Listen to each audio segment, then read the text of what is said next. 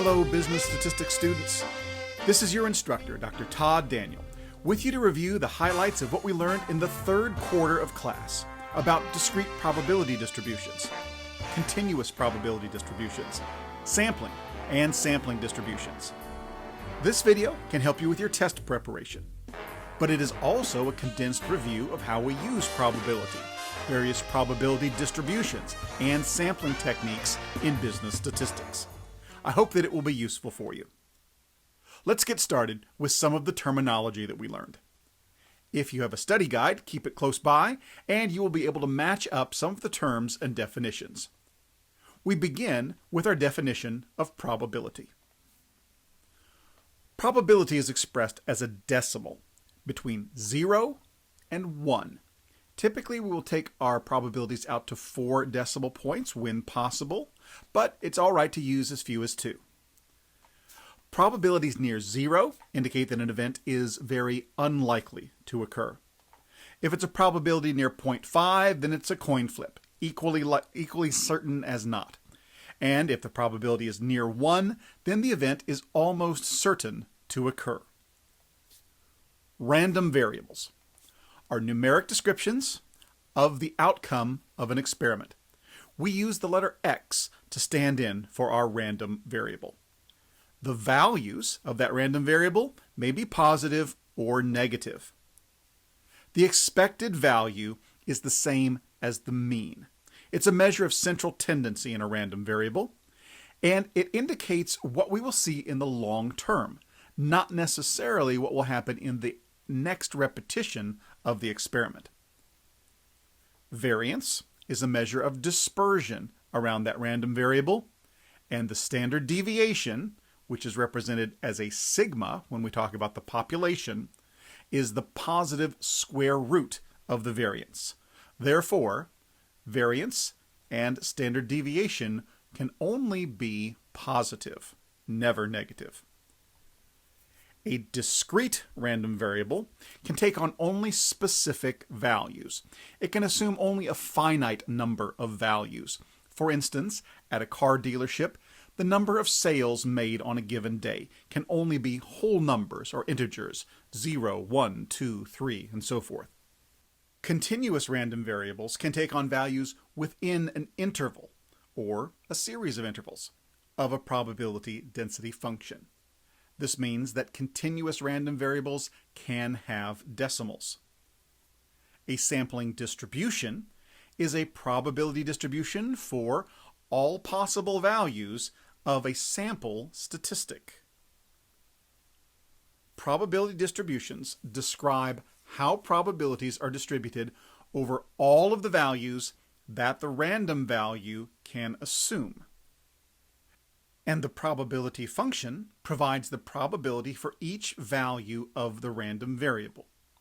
For both discrete and continuous random variables, the probability function is denoted by fx.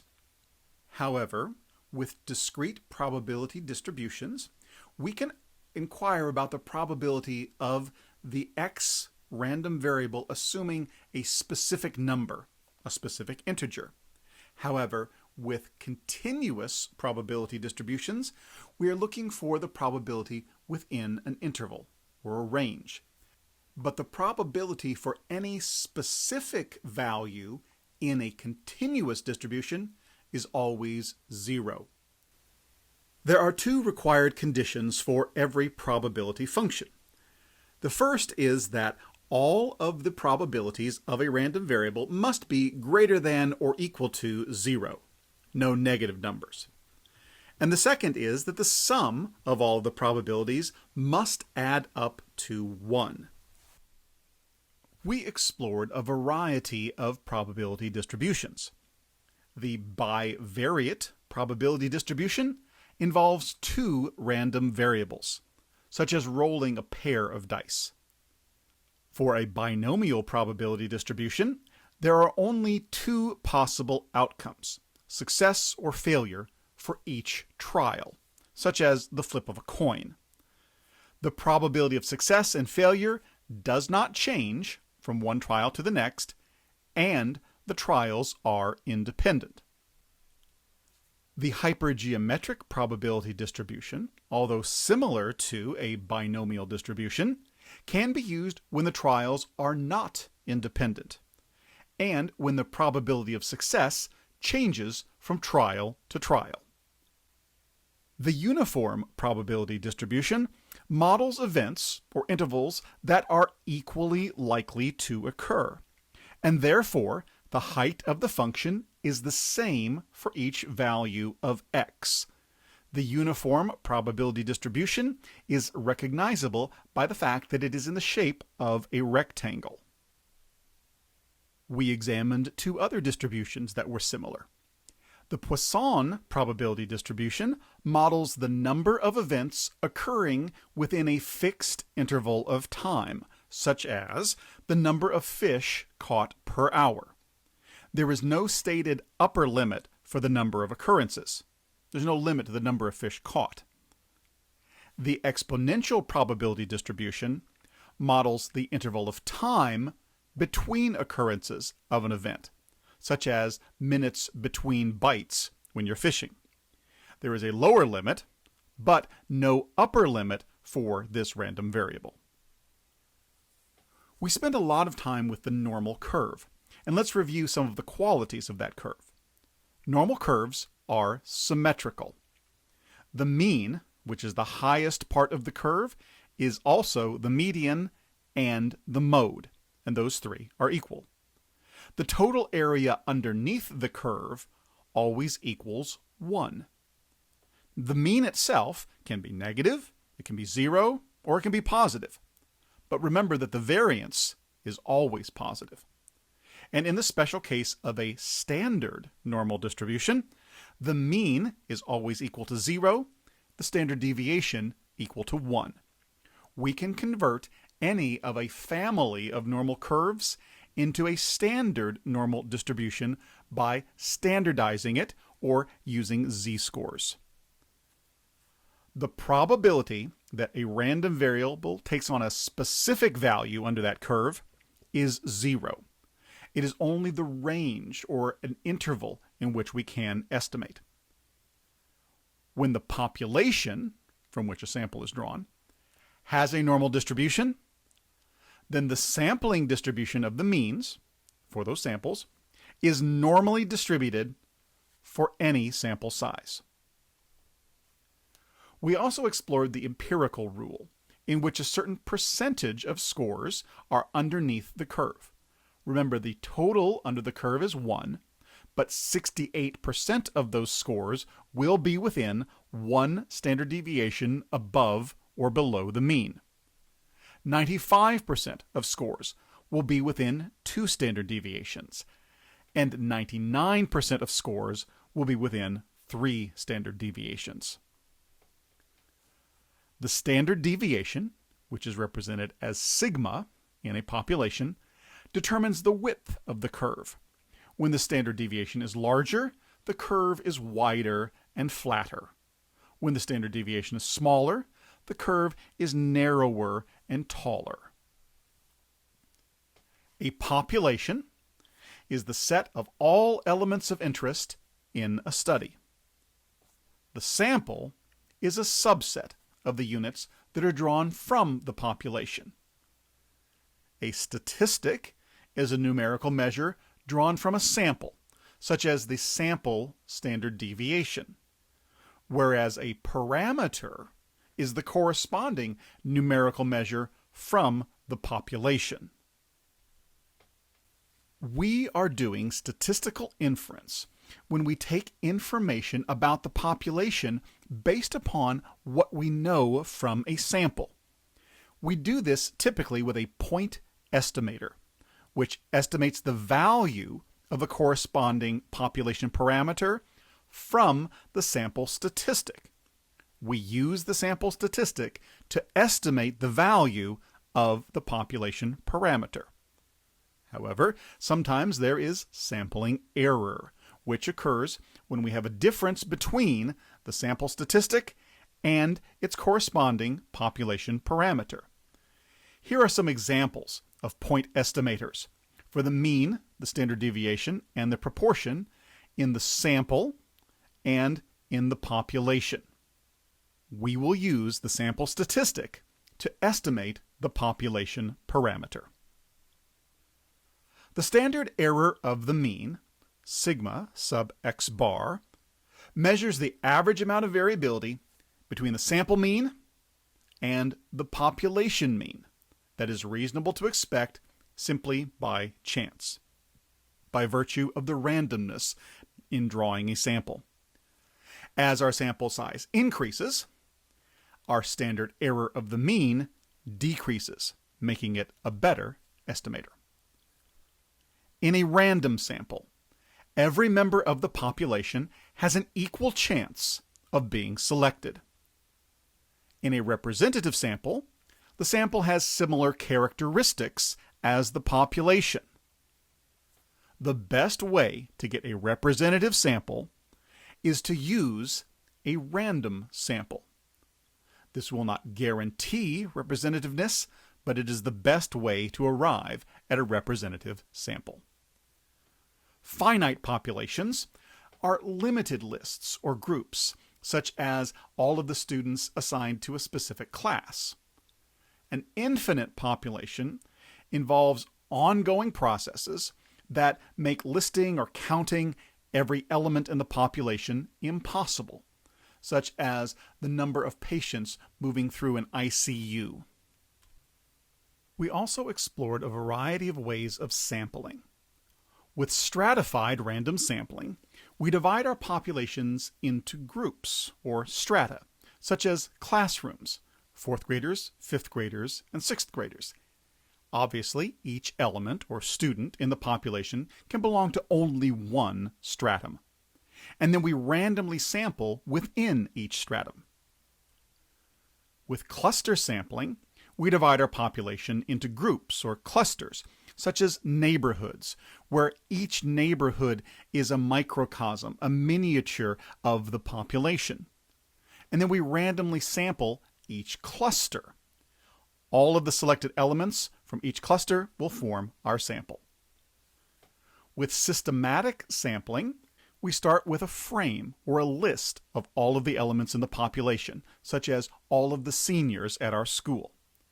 And then we randomly select from among the first 10 students, and then every 10th student following that.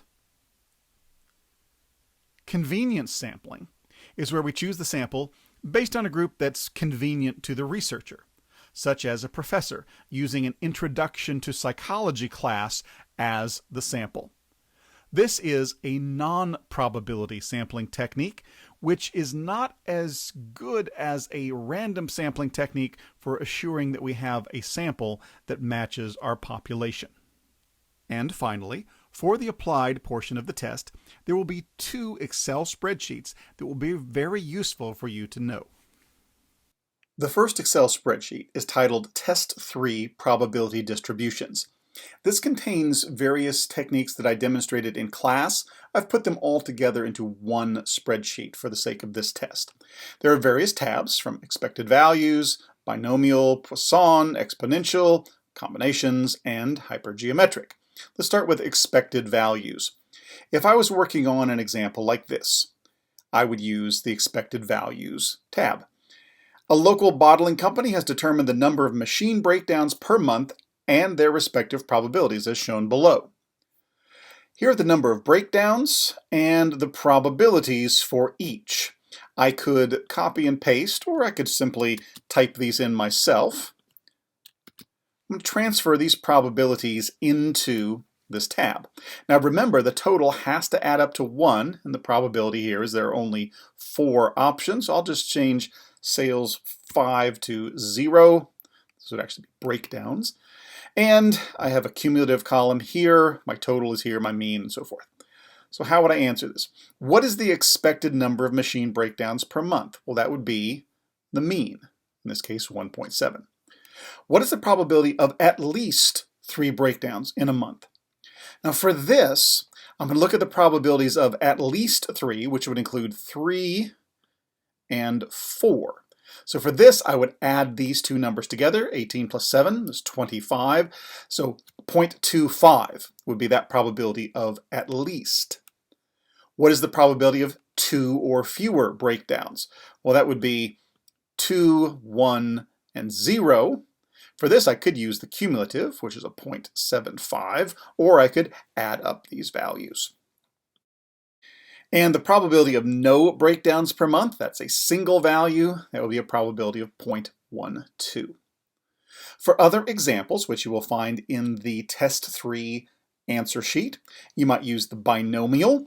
Remember here we change number of trials and successes. Let's say there's only 8 trials, or maybe there's only 6 trials. Notice that when I change this value, these numbers automatically adjust, and I can also change my probability of success. Maybe it's a 0.6, or maybe it's a 0.03. In any case, the binomial probabilities will change. For the Poisson distribution, works exactly the same way. I change the mean number of occurrences to 8 or to 12, and then that changes the number in my box. I can, if I needed to, I could actually drag that down to add more if I needed them. For the exponential, I do require a mean. Let's say the mean is 8. Now I can enter any value, make it a 4. Here's my probability below equal to, less than or equal to 4, and the probability greater than or equal to 4. But if I'm looking for values between, let's say 4 and 6, the probability between 4 and 6 would be a 0.1342. For combinations, I'm looking for, let's say there are 12 in a set. How many combinations of 8 could I get out of a set of 12? 495 combinations and a lot more permutations. But combinations will be what we need for our example in this test. And then, of course, the hypergeometric. You look for numbers of successes, numbers of trials, the number of elements in the population labeled as a success, and the total number of elements in the population. You could use the example that I gave in class with the number of poets and patrons sitting in a certain area to follow along with this example. The second Excel spreadsheet that you'll want to use is this normal distribution multi-tool. We'll spend most of our time in the Z formula, but you will probably want to use the areas. This is where you can identify the probability or proportion above or below a certain Z-score, or between 2 Z-scores, whether positive or negative. In the Z formula, we'll probably use this sampling distribution of the mean the most. So here you simply enter your mean. It's a mean of 30, and the standard deviation is 12, and our sample size is 60. Now we can enter any particular score. Let's make it a 35. We get the probabilities less than or equal to, or greater than or equal to, that particular value. We could change that and make it a 25. Those values change. If we add a second value, let's make that a 36. Now we get all of the probabilities less than or greater than the second value, and more importantly, the probabilities between those two values. I hope that this video will be useful to you as you prepare for your third unit test, or just review what we've learned. Now, you may also want to keep this video in mind as you study for your final at the end of the course.